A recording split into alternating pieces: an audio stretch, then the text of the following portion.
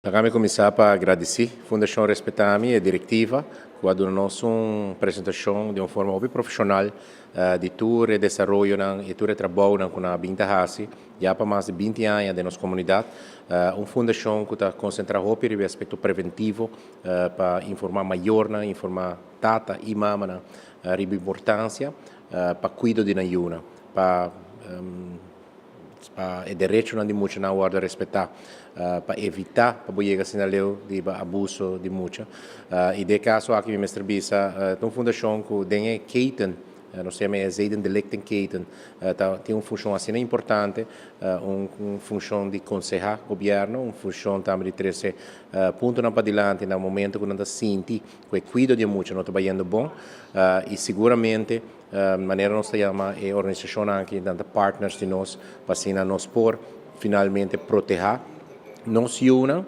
de pessoas com má intenção. Tassina que durante a apresentação nós há diferentes cifras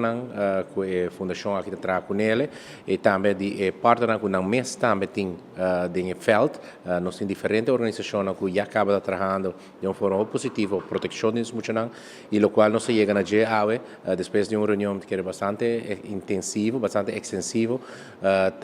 que nós bloquear chegamos a certo ponto concreto como para melhorar a lei na Aruba, para por exemplo, castigo não está agora no momento aqui para abuso sexual de muitos porta a uma mais alta do qual não está aqui. Para a procedura no momento que vou por detectar isso aqui porta sem problema com comunicação entre departamentos. Também para por apoiar a organização com deskundigheidsbevordering. Assim como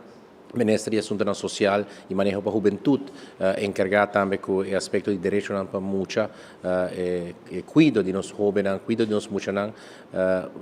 um ponto muito importante na nossa agenda, para aí nós dilante, tá o aspecto de abuso sexual de nós muitos. Tá algo que nós estamos pondo muito ênfase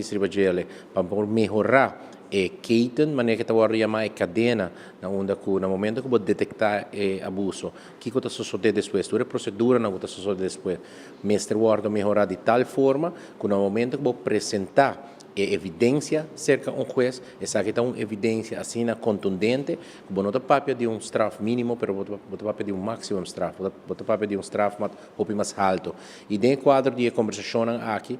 mestre Bisa, com a Fundação Respetami, está partner importante para que nós podemos chegar no melhor